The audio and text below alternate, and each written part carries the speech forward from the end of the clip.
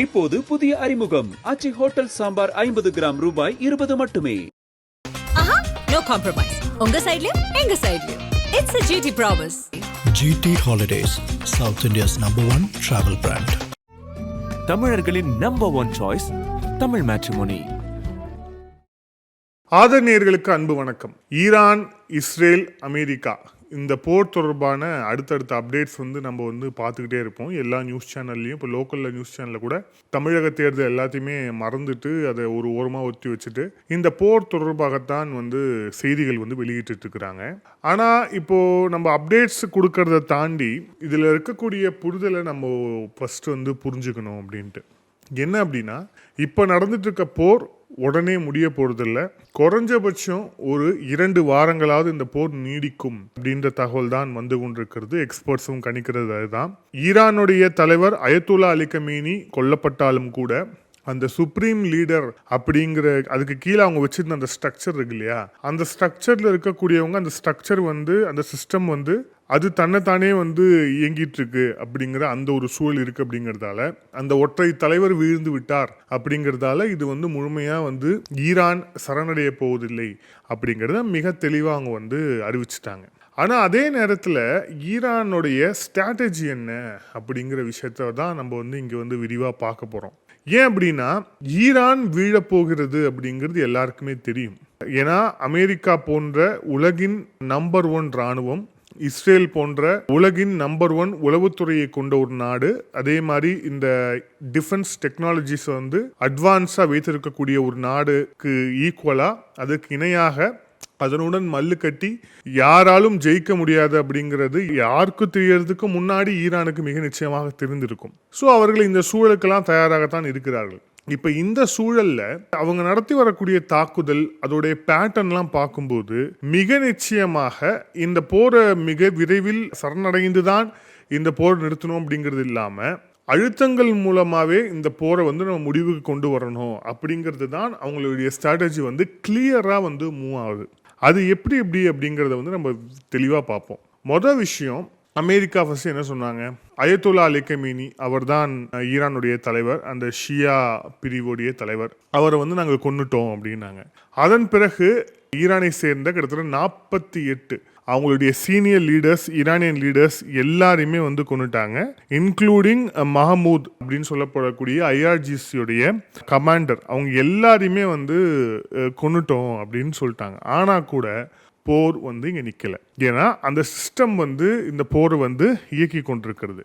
அதை தாண்டி உடனடியாக இஸ்ரேல் என்ன பண்ணாங்க அப்படின்னா, இஸ்ரேல் நேரடியாக IRGC தான் இப்போ முழுமையாக அந்த பதில் தாக்குதலை மிக தீவிரமாக நடத்திட்டு இருக்கிறாங்க. அப்படிங்கிறதால அவங்களுடைய ஹெட் குவார்ட்டர்ஸில் குறிப்பாக அவங்களுடைய முக்கியமான பேஸ், IRGCயோடைய மிக முக்கியமான பேஸ் குவாம், அப்புறம் கெர்மென்ஷா, இங்கே 2 பகுதியில் இருக்குது. இந்த 2 பகுதியிலும் இஸ்ரேலுடைய விமானப்படை தாக்குதலை நடத்தியது. ஸோ இப்போது ஒரு பக்கம் அமெரிக்கா, ஒரு பக்கம் இஸ்ரேல் ரொம்ப தீவிரமாக தாக்குதலை முன்னெடுத்து போகக்கூடிய இந்த சூழலில் ஹிஸ்புல்லா இப்போ அவங்க தாக்குதலை ஆரம்பிச்சிருக்காங்க. ஏற்கனவே நம்ம போன காணொலியோடு கூட பேசணும், இந்த HHH ஈரானுக்கு ஆதரவாக இந்த 3 Hகள் தான் இருக்கிறாங்க. குறிப்பாக ஹிஸ்புல்லா, ஹமாஸ், ஹவுதீஸ், இவங்க தான் ஈரானோட ப்ராக்சிஸ், இவங்க மூலமாக தான் தாக்குதல் நடத்துகிறாங்கன்னு இஸ்ரேல் ஏற்கனவே குற்றம் சாட்டியிருந்தாங்க. இப்போது அதில் ஹிஸ்புல்லா ஆக்டிவேட் ஆகிருக்கிறாங்க ஈரானுக்கு ஆதரவாக. ஸோ அவங்க மேசிவான ஒரு ராக்கெட், அதுக்கப்புறம் ட்ரோன் தாக்குதல் வடக்கு இஸ்ரேலில் இன்னைக்கு நடத்தியிருக்கிறாங்க. மிக முக்கியமான ஒரு செய்தி. ஸோ வடக்கு இஸ்ரேல் பகுதியில் தாக்குதல் நடத்தியிருக்கிறாங்க. ஸோ இஸ்ரேல் உடனடியாக இதுக்கு ரியாக்ட் பண்ணிட்டு அவங்க என்ன பண்ணியிருக்காங்க அப்படின்னா, டயாஹி மாவட்டத்தில் அவங்களுடைய பதில் தாக்குதல் அப்படிங்கிறது நடந்திருக்கிறது. இந்த தாக்குதலில் கிட்டத்தட்ட 31 பேர் கொல்லப்பட்டிருக்கிறாங்க அப்படின்னு செய்தி வந்திருக்கு அப்படிங்கிறத பார்க்குறோம். இதுக்கப்புறம் திடீர்னு பார்த்தோம் அப்படின்னா சைப்ரஸ் நாடு மேலும் தாக்குதல் நடத்தப்படுது.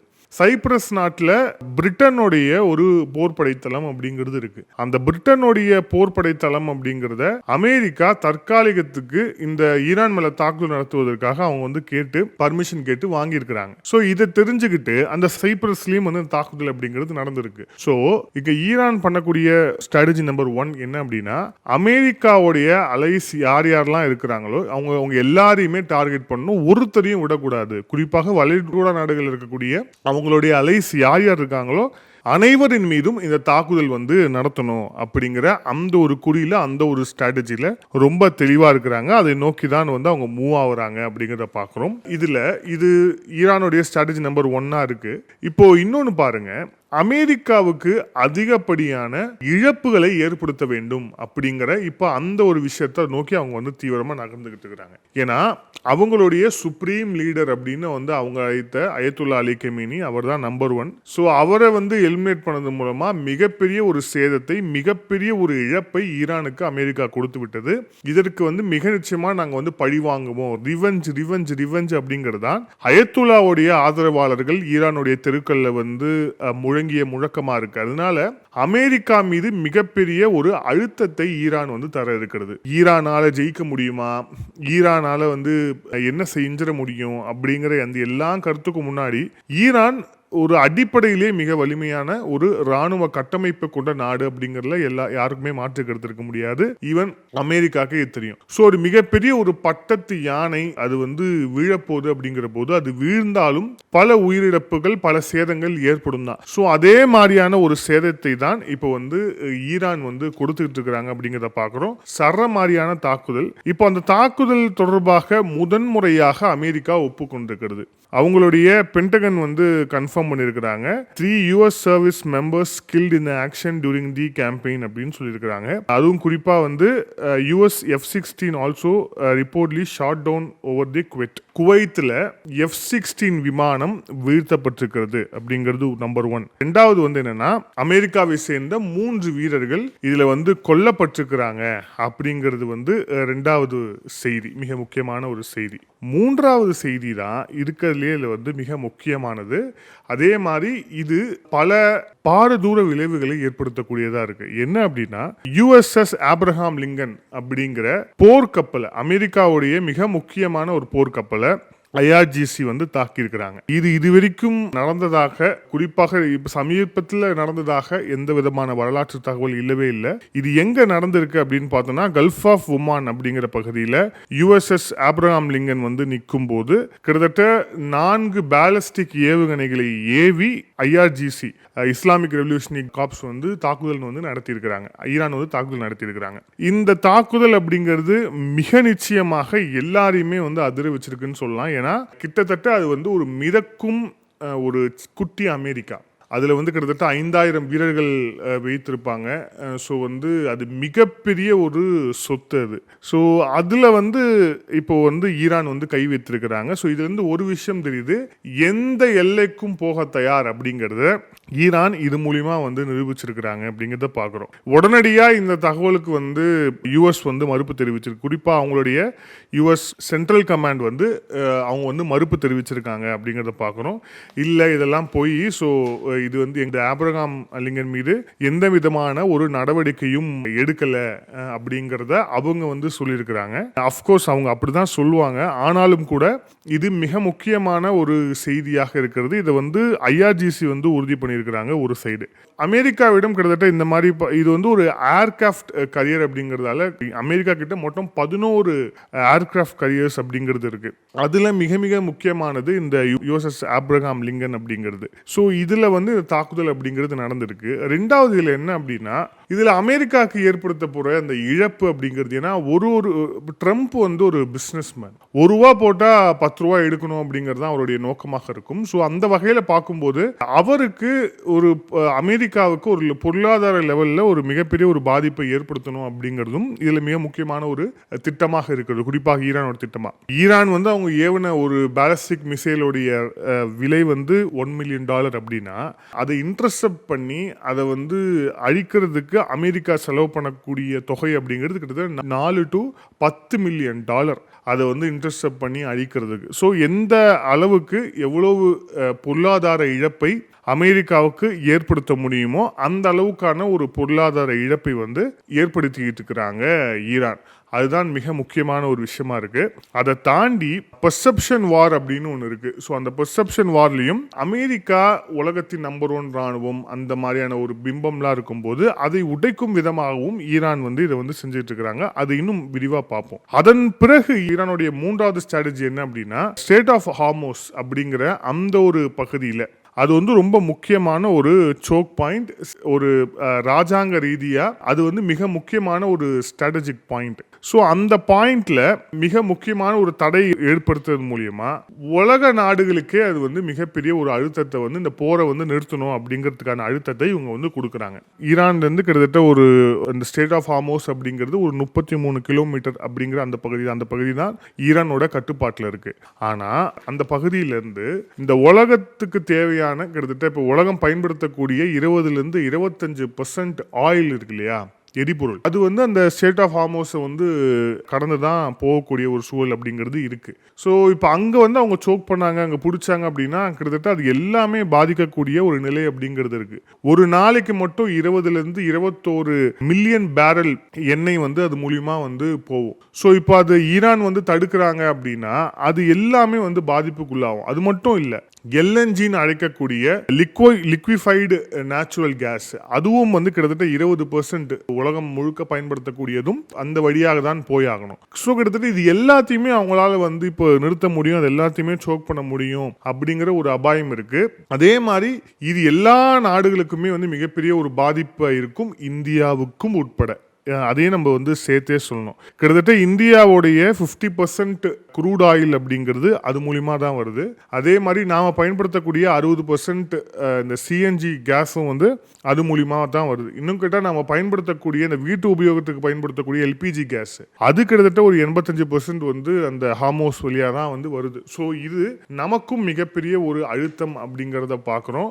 அதனால தான் பிரதமர் மோடி அவர்கள் நேரடியாக இஸ்ரேல் பிரதமர் பெஞ்சமின் நெதன்யாகுவை அழைத்து இந்த போரை நிறுத்த வேண்டும், மக்களுடைய பாதுகாப்பு, அதுக்கப்புறம் பொருளாதார சூழல், இது எல்லாத்தையுமே கருத்தில் கொண்டு நிறுத்தணும் அப்படிங்கறத வந்து வலியுறுத்தி இருக்கிறார். ஸோ இந்த பதிவோட இறுதியா இது எந்த மாதிரியான ஒரு தாக்கத்தை உலக நாடுகள் அளவில் ஏற்படுத்த போகுது அப்படிங்கறத வந்து நம்ம பார்க்க போறோம். ஒரு பாரதூர விளைவுகளை இது ஏற்படுத்தக்கூடும்.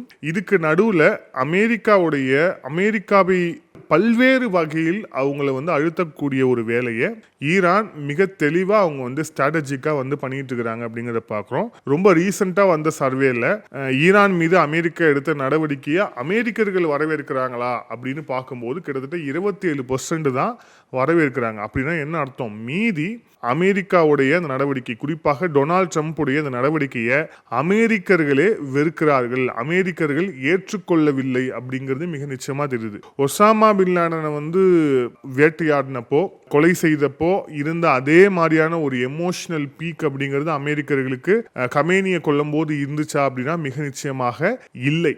அப்படி இருக்கும்போது இது யாருக்கான போர், இது யார் நடத்தணும், அமெரிக்கா ஏன் நடத்துது அப்படிங்கிற கேள்வி அமெரிக்கர்களுக்குள்ளேயே இருக்கு. ரெண்டாவது இன்னொரு மிக முக்கியமான விஷயம் என்ன அப்படின்னா, உள்நாட்டில் அதிபர் டொனால்ட் ட்ரம்ப் வந்து மிகப்பெரிய ஒரு நெருக்கடியை வந்து சந்திச்சுட்டு இருக்கிறாரு. ரொம்ப ரீசெண்டா அவர் போட்ட டாரிஃப்கான உத்தரவை வந்து அங்க இருக்கக்கூடிய உச்சநீதிமன்றம் வந்து குவாஷ் பண்ணாங்க. அது மிகப்பெரிய ஒரு அடி. ரெண்டாவது எப்ஸ்டைன் ஃபைல்ஸ், அதுல என்ன நடந்துட்டு இருக்கு அப்படிங்கிற அந்த விஷயங்கள் தெரியும். அந்த மர்மங்கள் ஒரு நாளுக்கு நாள் அதுவும் மிகப்பெரிய ஒரு பூதமாக கிளம்பி கொண்டிருக்கிறது. நியூயார்க்லே வந்து டொனால்ட் ட்ரம்போடைய கட்சியால வந்து ஜெயிக்க முடியல. அதே மாதிரி ரிபப்ளிகன்ஸ் அந்த பார்ட்டியோடைய ஸ்ட்ரக்சர் அப்படிங்கிறது டெமோக்ராட்ஸ் தான் வாரா இருக்கும், நாங்க அப்படி கிடையாது, நாங்க வந்து வேற ஒரு வெளியில இருக்கக்கூடிய ஒரு நாட்டுக்காக நம்மளுடைய அமெரிக்க பணத்தை பயன்படுத்த மாட்டோம் அப்படிங்கிற வாக்குறுதியை கொடுத்துட்டு வந்திருக்கக்கூடிய ஒரு அந்த அடிப்படை ஸ்ட்ரக்சர் இருக்கு இல்லையா, ரிபப்ளிகன் ஸ்ட்ரக்சர், அந்த பார்ட்டியோட ஸ்ட்ரக்சர், அதையே உடைச்சு ட்ரம்ப் பண்றது அப்படிங்கிறது கட்சிக்குள்ளும் வந்து மிகப்பெரிய ஒரு அதிருப்தியை வந்து ஏற்படுத்தி இருக்கிறது. ஸோ மிகப்பெரிய அதிருப்தி வந்து உள்நாட்டு அளவில் மிகப்பெரிய அளவில் ட்ரம்ப்புக்கு எதிராக போயிட்டு இருக்கு. ஸோ இந்த போரை வந்து ட்ரம்ப் வந்து தொடங்கியதற்கு 10 காரணங்களை மிக முக்கியமான காரணமாகவும் இதுவும் இருக்கு அப்படிங்கிறத பார்க்கிறோம். ஆனால் மிக நிச்சயமாக இதன் விளைவு அப்படிங்கிறது ஒரு சாதாரணமா இருக்க போறதில்லை. கராச்சியில அமெரிக்காவுடைய எம்பசிக்குள்ள புகுந்து இந்த தாக்குதல் அப்படிங்கிறது நடைபெற்றிருக்கிறது. உலகம் முழுக்க ஷியா இஸ்லாமியர்கள் வாழக்கூடிய பகுதியில தாக்குதல் நடத்தி இருக்கிறாங்க. சென்னையிலும் வந்து போராட்டம் அப்படிங்கிறது நடைபெற்றிருக்கிறது. ஸோ ஓவராலா பார்த்தோம் அப்படின்னா இப்ப ஏற்பட்டிருக்கக்கூடிய இந்த சூழல் அப்படிங்கிறது மிக நிச்சயமாக ஒரு உச்சகட்ட குழப்பத்தை வந்து இது ஏற்படுத்தி இருக்கிறது. யாருக்கும் எந்த விதமான ஒரு தெளிவும் இல்லாத சூழல் தற்போது நீடித்து வருகிறது. இந்த போர் தற்போதைக்கு நிற்பதற்கான எந்த ஒரு வாய்ப்பும் கண்ணு கெட்டவரை வந்து